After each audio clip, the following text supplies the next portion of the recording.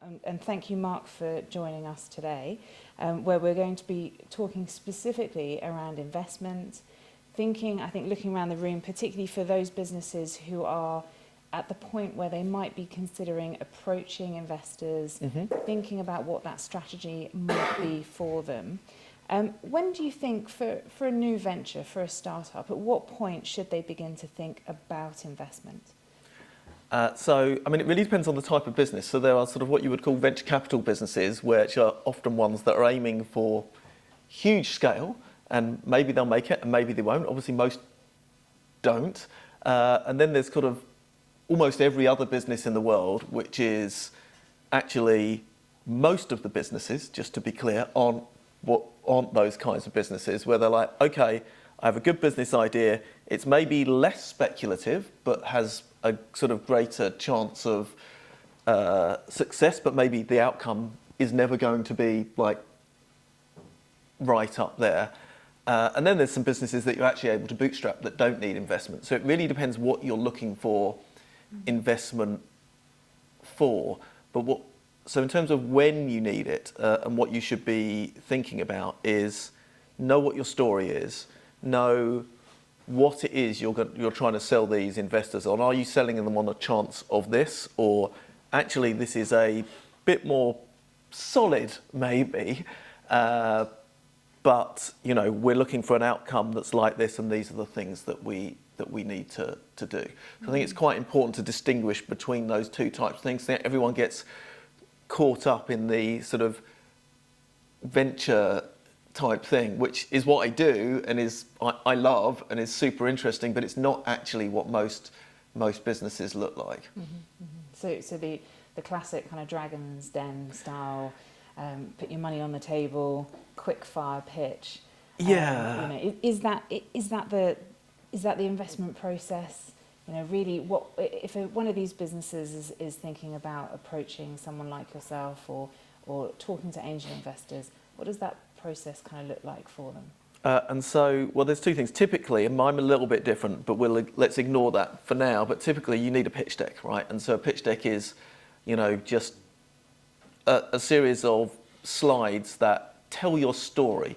I think that framing of telling your story is really important. It shouldn't just be the list of things about your business. It's you're telling a narrative, right? And if you were to chop each one of those slides down into one bullet point and just write them down, that narrative would make sense. It's this, then this, then this, then this. Therefore, this makes sense as an investment. So it's about telling that story.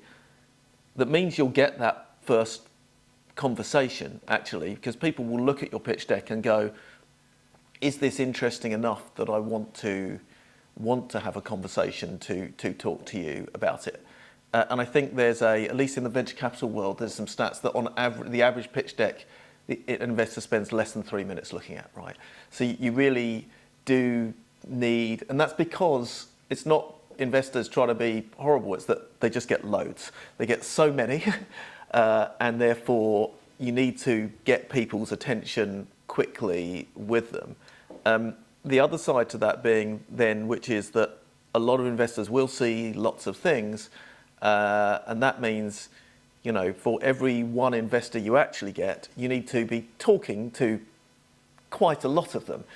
Or trying to talk to quite a lot of them. So, if you go, I want to get 5 investors, you might need to start with 100 or 200 on your list. Now, most of those people that you try and contact might never come back to you, right? But you need to start with that big number because some of them are actually going to reply. Some of those are then going to read your pitch deck. Some of those you're going to get a meeting. And each stage, you're going to have some drop out. So raising investment, some people can do it. They can just go out and go, oh, I've got these few contacts, boom, this, and something happens quickly. But that's not what normal looks like. So it's that pitch deck, great narrative. And remember that even for the best businesses, you need to start with a lot of people to end up with this many that actually come through at the end. And what would your advice be for people who are thinking, actually, I need to start putting that list together? Where's the best place to start putting the list of those people that you might either go out to cold, or hopefully maybe get some warm introductions to? So that's a good question. I don't really have a great answer for that one. So I know what some people do, which is they'll pay for LinkedIn Navigator, for example, and just search for people that have investor if they're looking for angel investors, for example, that investor in their profile. In Guernsey, if you're looking for local investors, it can be a bit more challenging because people aren't always as open about the fact that they do that because it's not their day job. They've got other things. They don't want to have like lots of people. So I think it's about meet some people and ask them if they can make you introductions as well. And even if they're not going to invest, they'll talk to you, say, can you make me a few introductions? Even if they might not be people that invest, but they could, and you're just trying to kind of keep building up that network until you find the people that might do it. But I think that there's no getting away from it. It's a long, hard process going out, or can be a long, hard process going out trying to find investors. And what would you, from your experience of that, when you say sort of a long process, for the businesses in the room who maybe are at the beginning of this journey, what should they be thinking in terms of periods of time? Should they be measuring that in sort of weeks of effort, months of effort? Months. It's months. And so like in terms of like from day one when you go out to actually having money in the bank, like 6 months can be quite typical, right? And it can be longer than that.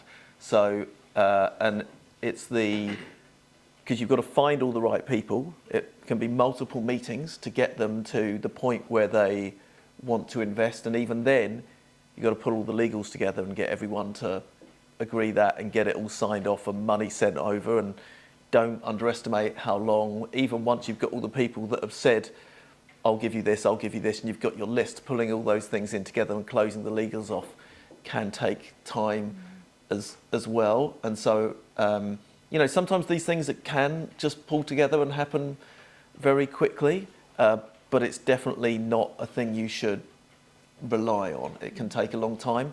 And in sort of my world, in the venture capital world, it's when you're out raising money, it's almost a full-time job just being out raising the money. There isn't that much time for anything else, and that's in a world where it's kind of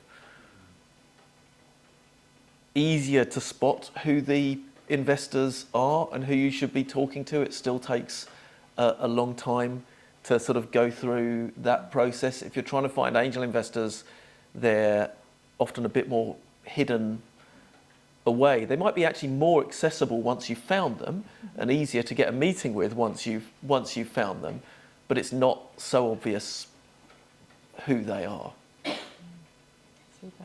And you mentioned very briefly just before that you have a slightly different approach when it comes to pitch decks and introductions and presentations. Would you mind talking through a little bit about specifically how you operate? Yeah, so I think for me, and any sort of professional venture capital investor will say this, that when you're investing early into a business, it's as much about the founder as it is about the business. Then typically what happens is people go, well, I'll choose to take a meeting on the basis of a pitch deck, which largely tells you something about the business, but not very much about the founder. So you find that you take meetings on the basis of a pitch deck, and if you've been in a lot of pitches, which I have, you can pretty quickly figure out, is this a founder I want to invest in or not? Sometimes you'll know that a minute or two into the meeting, and now you've got like a 30, 45-minute meeting, and you're not going to go, actually, sorry, that's it, because that's obviously not very nice to do. And so you end up sort of wasting everybody's time. So I'm like, well, how can I get a better feel for not just the business, but how strong the founder is up front? So I actually asked for a short, no longer than 3-minute video pitch. So I'll do it all on my website. And from that, I feel that I can get a little bit of an idea about the business and about the founder strength, so that when I get into a meeting, it's more likely to be a useful meeting and something that potentially I could invest in. So that's my process and the reason behind it. We do hear quite often from investors speaking about their interest in the founders themselves. Yeah. So whereas I think we put often when we're talking about startups, we spend a lot of time talking about the business and the product or the service that's being offered. So to you, what are the important elements that you're looking for in a founder, in someone that you potentially might invest in? So I would say there's sort of three specific skills that I say that I'm looking for. One is a sales skill, and I think this is actually the most important skill, because you're going to need to, certainly in a venture investment where you're going to need multiple stages of investment to get there. Other businesses might not. They might only need one or two before they get to we're profitable and now we're growing. But they're going to need to be able to sell again and again to different investors about their business. They're going to need to actually be able to sell their product, and they need to be able to persuade people to come and work for them. And particularly venture type businesses, there's no guarantee of success. You often come on a lower salary than you would somewhere else, plus some share options. And it's a business where you go to work for it. Maybe that business will be there or it won't be there in 18 months' time. And you've still got to persuade the best people you possibly can to come and work for you, right? And so that sales skill is just super important for all those reasons. The other skills, which are a bit more, and actually it's relatively easy, for me at least, I think, to get a feel for if someone does have those kinds of skills. The other two skills are actually a little bit harder to figure out, but probably, not quite as important, but also decision-making skill. So it sounds like obvious that that's an important skill, but there's so many paths in an early stage startup, in venture type startup in particular. They often don't look quite like you thought they were going to look like on day one. And so there are lots of very key decisions that have to be made. And the earlier on in the business, the more true that is. And this points back into why the sort of founder strength is so important. Figuring out if someone has those skills is actually quite hard. It's very difficult to know from just talking to someone whether or not they have them. But if you can figure it out, it's very important. And the other one, again, very difficult to know, is tenacity, the ability to go, this is going to be a 5 to 10 year journey with lots of ups and downs on that journey, even the ones that look like they just kind of went like this. Guaranteed there were a whole load of low points for the founders on that journey where they're like, oh my God, I don't know what we're going to do now. Can they just find a way through all of those things? And so, again, it's quite hard to tell who has that and who doesn't. And sort of everyone will say that they have it, but until you're actually in the heat of those moments, you just don't quite know how people will react. So it's a super important skill, but pretty hard as an investor to know whether someone really has it. And I think back to your point about everyone always talks about the businesses, I think a lot of investors talk about founder strength being important, and then there's a lot more you can talk about in the business. And so they mean to go, it's about half about the founders and about half about the business. And then, because all the questions you can ask are largely about the business, it's then very hard to sort of re-weight in your own mind back to, well, I've asked 10 times as many questions over here, because actually there are 10 times as many questions about this, and then re-weight that back to, okay, well, these things need to be sort of about 50-50 in my decision making. So I think I try and do that. I'm not going to say I'm perfect at it, but I think a lot of investors say this and then end up focusing too much over here. And that's not to say the business isn't important. It is. That's really interesting, and I suppose quite challenging for the founder to put across themselves within their pitch deck, if it's a traditional pitch deck that's being viewed ahead of time. Yeah, and so the sales skill you get from how they present themselves in that video pitch and how they present themselves in meeting, and you get a feel for not all the sales skills. If they've got the personality, that means they can do that. There are specific skills associated with that as well. But yes, it is in a pitch deck, you can go, well, I did this and I went to this university and I've worked for this company, I've got this experience, but it's not the same as those skills, and you just can't really get them from a pitch deck. So there's this truism which is kind of pitch decks get meetings and founders get funded, and it's a true statement, but it's only an interesting statement because those two things are not very well aligned. It's very interesting. And I suppose that part of your video approach is attempting to get more of that coming through ahead of time. Exactly that, so that then that I'm more likely to be meeting people that kind of meet my sort of founder skill strength, particularly the sales bit, which you can kind of get something of from a video pitch, and you can't get so much from a pitch deck. So jumping ahead, let's say our business is here, they've managed to find their list of people that they want to approach, they've either had introductions or have been able to get themselves in front of someone, they've shared their pitch deck, the investor is interested. Into the sort of nuts and bolts of some of the questions that quite often come up to us is what should they be looking at in terms of thinking about the percentages that an investor might be looking for to invest in their business? I mean, that's just such a hard question. Again, I don't think I've got a good answer for that because, I'll see hundreds of things a year and I kind of know what valuation they're trying to raise at, and even for me it's hard to know, okay, I quite like this one, what valuation do I think would be one that I'd be comfortable getting in at? That's hard. And then I think most of the investors, if they're angel investors, won't see that as many things, so they're also guessing a bit more. And then you as a founder have seen even fewer things. Maybe you've seen some articles in TechCrunch or something like that, which are typically the sort of ones at the top of the pile, which are going to be the ones with what are at least perceived to be the strongest founders or best ideas that are going to be raising at the highest possible valuations. So the short answer is it's really difficult, and I don't have an easy answer.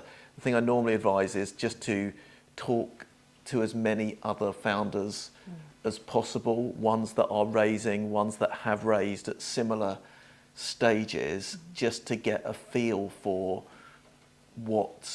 where the market seems to be. But I'm afraid it's just hard and I don't have a good answer for that, sorry. Obviously, as an investor, you would be undertaking your due diligence, looking at any potential founder or any potential business that you're thinking about investing in. Just thinking from the other side, because we talked at the beginning that often you might be going out to 100 different individuals, some of whom I think in a small environment like Guernsey you're more likely to know people. Yep. But if you're reaching out beyond the shores, it could be quite difficult to maybe validate and do that due diligence as well. So would you have any advice to businesses, to founders who are thinking they're going out, they've got people that have potentially come back and said they're interested, about what due diligence maybe they should do in terms of looking at the investors themselves? Yeah, so I think this is important. So obviously there's if you've got choices, you can do that. Sometimes you don't have choices, you just need the money and you have to go, I don't know whether they're good people or not, but I need my business, I'd rather my business carries on or it doesn't carry on. So I wouldn't take this to extremes. If you just need the money or the business is going to go, probably just take the money. But DDing investors is a sensible thing to do. And really the best way to do that is to speak to other founders that they've invested in. So say, can I speak to, 2 or 3 of the founders that you've invested in? Ideally, and what perfect looks like that is not ones that they invested in last week, right? Because then, they might have been nice so far, but then just whatever. And perfect would be to talk to one where actually, is there one where the business didn't make it? Did they just kind of blank me towards the end of it? Did they still try and be helpful? So if you can grab one where they invested and that failed, that's also a helpful reference point, because some investors are sort of better sort of actors than others, let's say. Thank you very much, Mark, and thank you, and all have a lovely day.